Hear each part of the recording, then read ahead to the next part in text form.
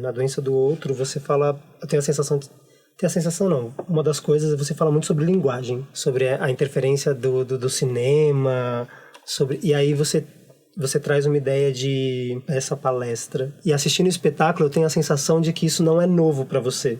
Por mais que me pareça ser novo, parece que já era uma coisa que vem na sua construção no 19, no próprio Kunin, ou até as ideias que a Janaína Leite construiu nos últimos tempos. Já era um imaginário que estava ali inconscientemente, talvez, sendo construído. Como que foi ter essa ideia de peça-palestra e por que você trouxe essa ideia de peça-palestra? O que é peça-palestra? Esse conceito não é meio novo, né? É isso que você falou, ele já está aí rodando há um tempo, né? Existem muitos artistas que trabalham com isso. Alguns tiveram muito aqui. Eu conheci alguns aqui na MIT, por exemplo. Isso não é nenhuma invenção, né? De ninguém, já está há um tempo aí. Foi fundamental para eu achar a estrutura, porque quando eu falo peça-palestra, de alguma maneira é a estrutura que eu achei para desenvolver a dramaturgia. Porque eu penso muito em dramaturgia como assim, você precisa muito achar uma estrutura. Eu, pelo menos, trabalho dessa forma. Que é, eu tenho uma ideia, mas qual é a melhor forma de desenvolver essa ideia, né? Em que estrutura essa ideia se potencializa, ou ela vai ser...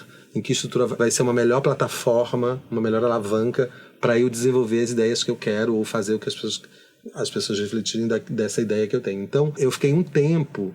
Porque a peça é resultado de um atravessamento pessoal, né?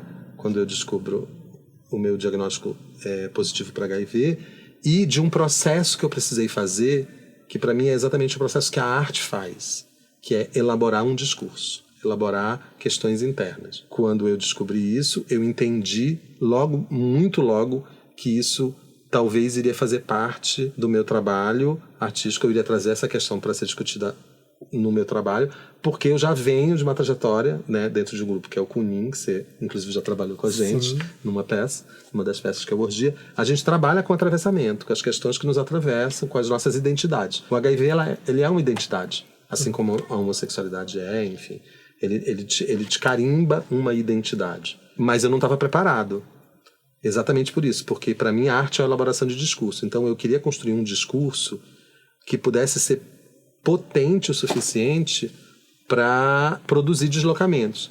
E eu, para criar esse discurso, precisei resolver uma série de coisas, e aí estou falando de processo terapêutico mesmo, porque arte e terapia não estão juntas ali, friccionando à toa, né? A terapia, para mim, ela é um processo que antecede a arte. Você só consegue fazer arte quando você elabora um discurso, né? E tem algumas coisas que te atravessam que você não consegue elaborar. Você vai elaborar e tudo que vai sair é uma certa autoindulgência, é culpabilização, é vitimismo. E vitimismo aqui eu estou falando no bom sentido, porque essa palavra hoje em dia foi cooptada da pior forma possível.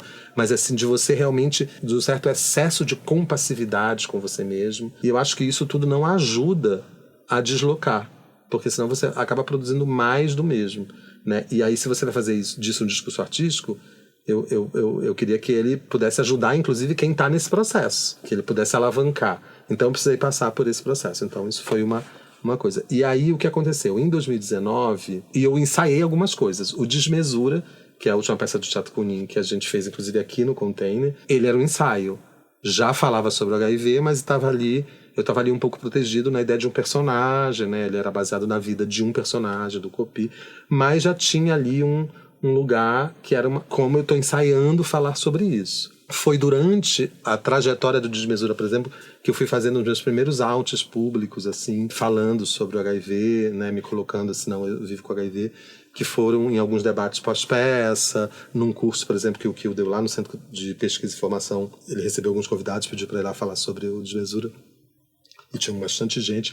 Então isso foi. Em 2019, o Desmesura é de 2018, né, 17 e 18. Em 2019, dentro da mostra do Itaú Cultural Todos os Gêneros, eles convidaram a gente para dar uma oficina, e aí a gente criou esse projeto, eu e Dadado juntos, que é o que chama Como Eliminar Monstros, que era pensar discursos artísticos em torno do HIV/AIDS. Porque aí eu entendi, porque aí eu fui fazendo essa pesquisa que era aliada à minha pesquisa ali da teoria queer, né, dessas coisas das questões de gênero, eu fui falando assim, não, então eu preciso me debruçar sobre os discursos artísticos que já foram produzidos sobre o HIV e entender no que a arte contribuiu para manter os estigmas e quais foram as tentativas que ela fez para romper isso, e entender o que é romper, né, o que é viver com HIV hoje E por que a obsessão com o primeiro período da epidemia, que era um período que foi um período trágico, de muita morte, mas que assim, a gente já ultrapassou ele faz exatamente 20 anos. Assim.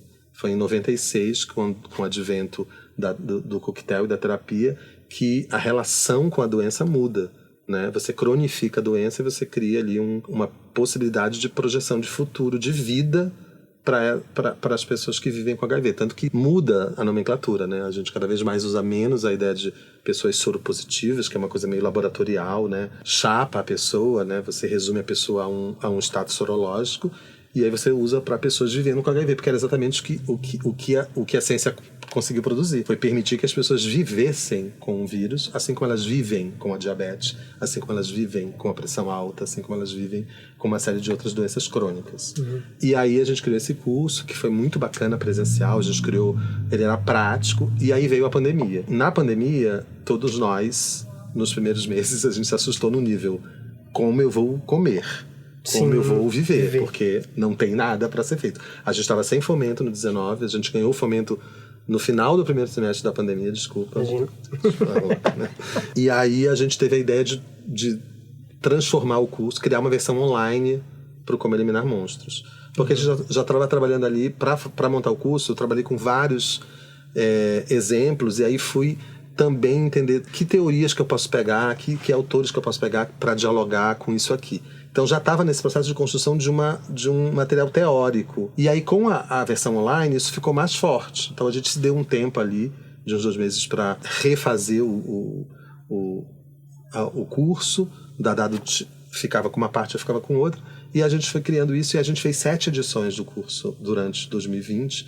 E esse curso foi fundamental para eu achar essa estrutura. Porque aí quando eu estava ali, deu esse start. Eu falei assim, é dessa forma. Eu vou então criar uma palestra no sentido de que eu vou falar sobre esse tema, pegando teorias de outros lugares, né? Autores teóricos de outros lugares, o feminismo negro, a teoria queer, né? Porque eu pego Preciado, que fala do corpo demônio, que é um filósofo da teoria queer, Judith Butler, na ideia da convocação performativa, que também é da teoria queer, a Sontag, que é tipo precursora de uma espécie de teoria da linguagem mesmo, ela está muito preocupada com a linguagem, e eu pego esses autores do feminismo negro, porque eu comecei a perceber, nossa, esse fio aqui, de alguma forma todas essas pessoas estão falando sobre estigmas, sobre tudo marcadores sociais, exatamente. E aí eu falei, é dessa forma. E aí veio a coisa do cinema, era muito forte. Quando eu descobri as imagens de controle, por exemplo, aquilo ali foi uma coisa assim, gente, é isso. A estrutura se forma, ela acontece dessa forma, assim, né? E aí foi que eu consegui terminar o texto. Porque eu tinha um prólogo e eu não conseguia desenvolver esse prólogo, porque eu não conseguia entender de que forma que eu vou fazer isso. Porque é autobiográfico, mas não é só sobre mim. Eu estou querendo construir uma reflexão sobre exatamente isso, sobre uma linguagem que foi produzida e que de alguma maneira estimula que 40 anos depois esses corpos continuem sofrendo os mesmos preconceitos, porque é uma linguagem que se perpetua, né? Então como que você desconstrói essa linguagem? É muito bom como realmente tudo